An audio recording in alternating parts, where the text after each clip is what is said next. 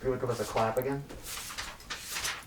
Thank you. Yeah, nailed that clap, guys. Perfect. Good one. Nice slappy. Jordan, Hmm? am I smiling enough with my eyes?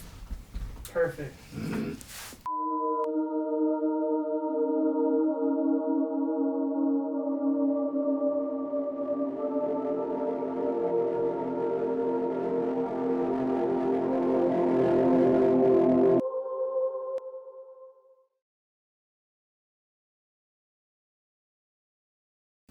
I'm Bri, and I am the producer for Sassy Mare Productions.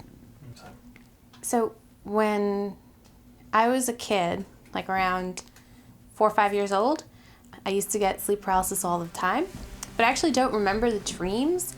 I just would wake up from the nightmare terrified and be unable to speak for like a good 15 minutes afterwards. At least that's what it felt like when I was a kid. So I remember that kind of terror of being so scared you want to cry out and then still not being able to, even though I know I'm awake. As I got older, I never really saw phantom people or anything like that, but I would have like that sense of being trapped in my bed, being unable to speak or move, knowing that something was there but not knowing where it was, or like being able to hear it.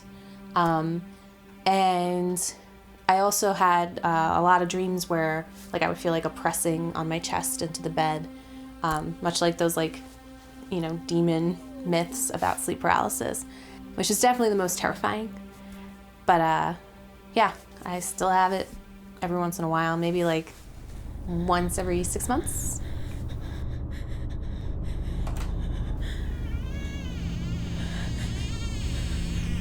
I've been compared to a mother.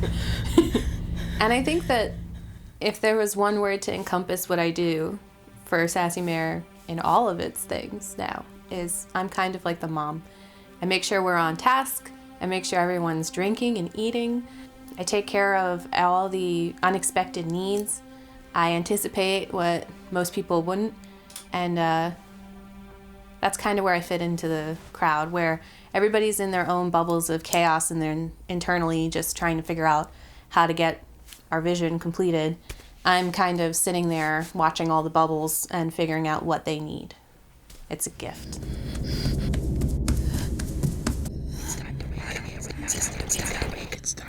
I always have fun on set, and I always get along with all of the actresses and actors that we've used. Every single one of them has had like their own moment of charm for me, because I don't only look after the crew and their well-being, I look after everybody. So I'm all over everyone.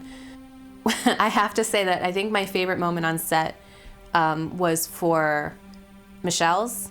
I had the pleasure of assisting her after she got gooed, to keep all of the goo on her and get her to the bathroom and then help her into the shower. And we had so much fun while she was covered in goo, just like taking like weird videos of her reacting and taking pictures and her like acting out at me as like if she was a monster. She was just like hysterical to work with, and so she enjoyed, like truly enjoyed being gooed so much.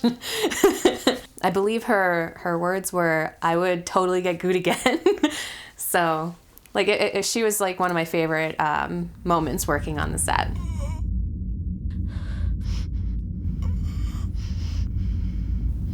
I wanted it to be something that people could resonate with, because most of our other projects have been like just telling a short story, just telling a short horror story. And this one wasn't really telling a horror story at all. It was more of a like encompassing people's real life horror. It's not like some boogeyman under your bed. It's something that happens to people all the time. So I thought it was like a cool change in perspective for us as a company, because that's typically how I work creatively. Like all of my creative works are things that I want people to not only like enjoy, but to engage with on some level. So I think moving forward, we're just going to keep getting better at what we do, especially, I mean, we have the slidey thing. And the stick. Andrew. Andrew, can you get that stick out?